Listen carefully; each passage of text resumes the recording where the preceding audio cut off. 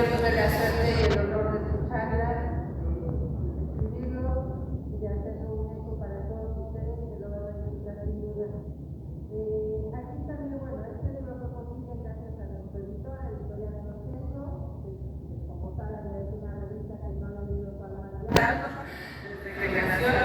y nuestro editor Juan Guillermo López se preocupó mucho porque este libro saliera a la ilustración.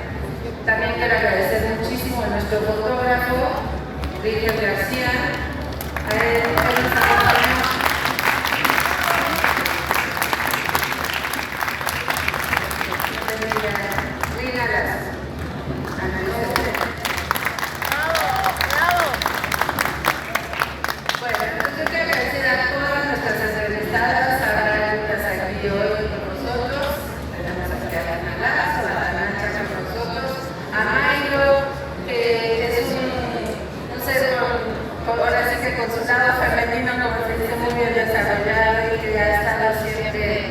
Hablando de las mujeres con mucha belleza y poesía. Bueno, yo quiero decirles que las mujeres y hombres entrevistadas en este libro nos hablaron de las cicatrices invisibles desde 1968.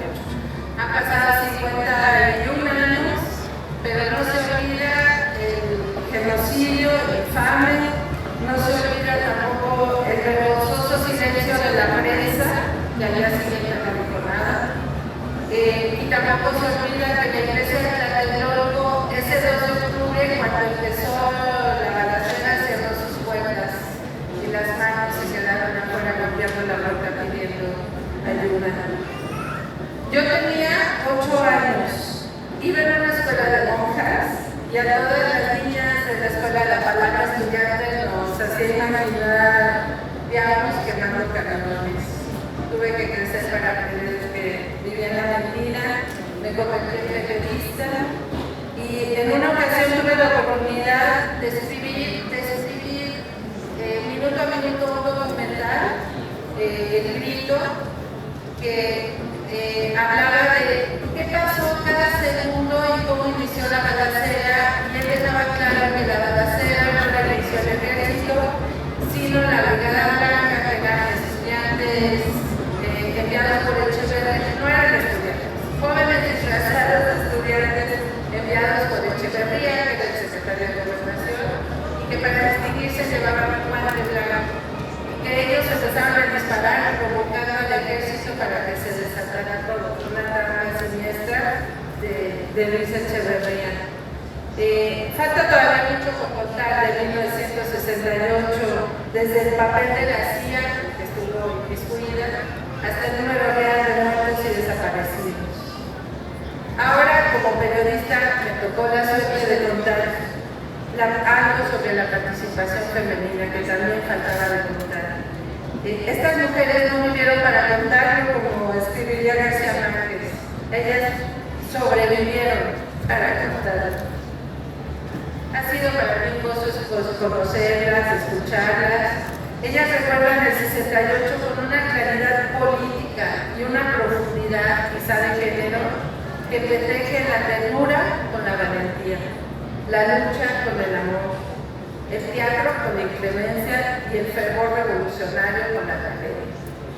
Muchos de estos testimonios que no se conocían marcaron el 68. Quizá ninguno supo que la enfermera Dolores de María Campos, que era una mujer mayor que pertenecía a las damas voluntarias de la Cruz Roja, disfrazaba a los estudiantes. Cuando se enteró que el ejército los venía a buscar al hospital, a los estudiantes heridos, los disfrazaba con patas de médicos y los sacaba como podía, tomándolos del brazo, siendo una mujer que no estaba para nada metida en la política, pero se le hacía increíble que el ejército fuera al hospital a sacar jóvenes heridos. Está aquí también la historia de Judith Reyes, actriz y cantante, nos fue contada por su biógrafa Liliana García. Judith Reyes empezó como una de las favoritas del cine mexicano con Jorge Negrete, pero optó por la vida política, la lucha política, y compuso infinidad de cantos y corridos que tienen que ver con todos los movimientos sociales de las humanidades del siglo XX. y ella en uno de sus corridos describe mejor que nadie lo que pasó ese 2 de octubre. En este libro está también el humor negro de la poeta y psicoanalista Elisa Ramírez, que ese día ella estaba en el comité de lucha, pero ese día se fue a Oaxaca a pedirle ayuda, nada más ni nada menos que al pintor Francisco Toledo. Acabaron enamorados y se separaron. Se sacó por el amor con Francisco Toledo. Está aquí también la historia de la actriz, la gran actriz María Rojo, que vino a actuar en las Olimpiadas Culturales. Acompañaron, ese día, ella y su novia acompañaron a la hermana de María a la protesta en Tlatelolco, y su novio fue detenido solo por su barba falsa de actor, fue detenido por nada. Está aquí también esta historia. Bueno, tenemos a nuestra gran pintora guatemalteca Reina Lazo, que fue alumna y colega de Diego Rivera. Ella pintó murales con él, y por primera vez se animó a hablar de este episodio de su vida. Ella fue detenida una noche solo por firmar un manifiesto por los principales artistas de México a favor de los estudiantes. Y mientras estuvo en la cárcel de mujeres, hizo una serie de dibujos, uno de los cuales tenemos el privilegio de que sea nuestra maravillosa portada de las mujeres en el baño. También en nuestro libro está la maestra Rosina Rodríguez, que recuerda cuando ella y su pareja participaban en el movimiento. Aquí está. Su mamá llevaba al bebé en la carriola, o la carriola carísima de volantes, repartiéndolos por el mundo. Tenemos aquí también a la arquitecta Claudia Calderón, que no olvida tampoco cuando su padre, que era luchador del movimiento estudiantil, la llevaba a ella y a su hermanita en el carro convertible. Ellos tenían 3 y 5 años y les decía: papá, que se haga repartir volantes en los buzones de las casas. María García, que es esposa, fue esposa de la gran fotógrafa Pedro García, ella ese año tuvo que contrastar a su esposo, pero eran los granaderos y a los soldados. Ella decidió tomar la cámara y ya jamás la soltó, tomó fotos memorables de ese momento.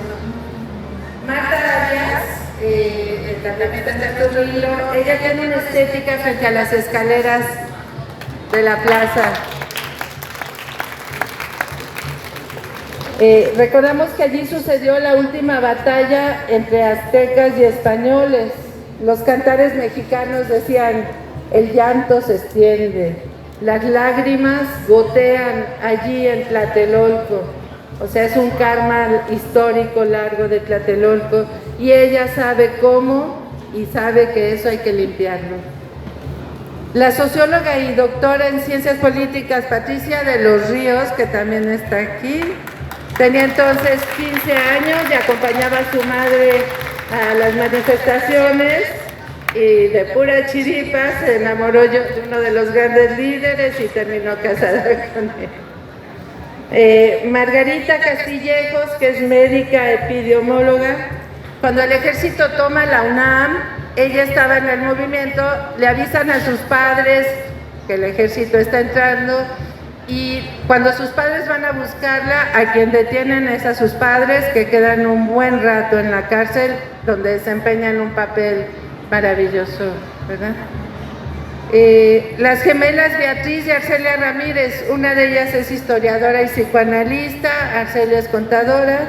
Ellas no pueden olvidar que solo una madre soltera les quiso dar asilo en el edificio Chihuahua, y que esa noche terrible el hijito de la señora se acercó a ellas a escondidas y les dio el pastel que a él le habían dado para calmarlo. Tenemos también a la gran pianista Olivia Revueltas, que ella cuenta que estando embarazada de 8 meses ya no podía unirse a la marcha, se sentaba en Reforma y veía pasar a su padre, José Revueltas, encabezando la marcha.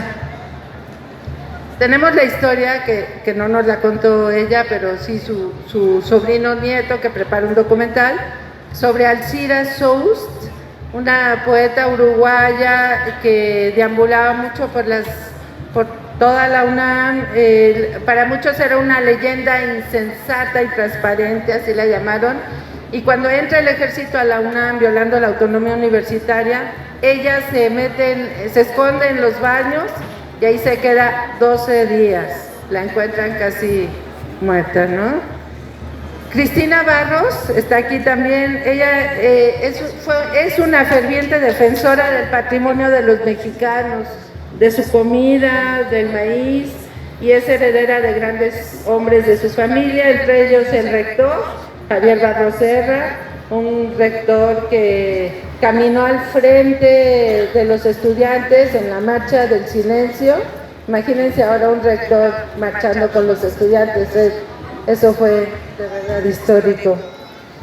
Está también la escritora y editora María Ángeles Comesaña, que ha tratado de sanar con poesía pura este episodio terrible y que también nos regaló un poema para el libro.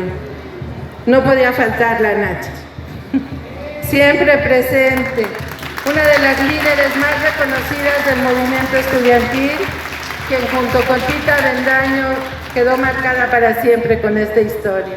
Ya la escucharán. Erlinda Sánchez Laurel, que murió poco después de nuestra entrevista.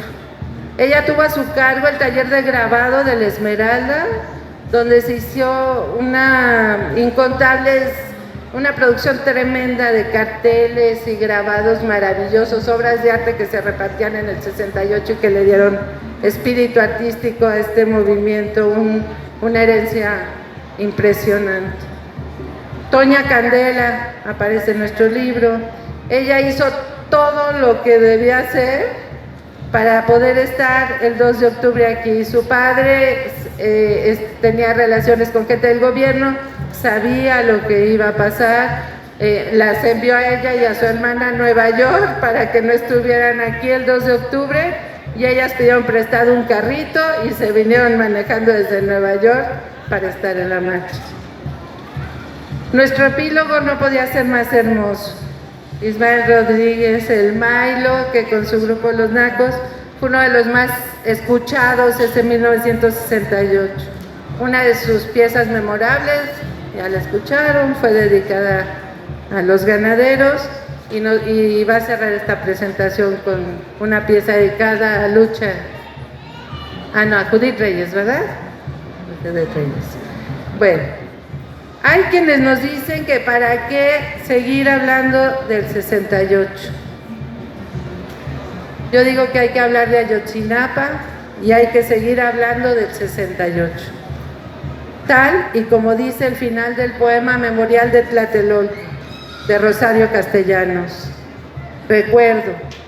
Recordamos, hasta que la justicia se siente entre nosotros. Muchas gracias.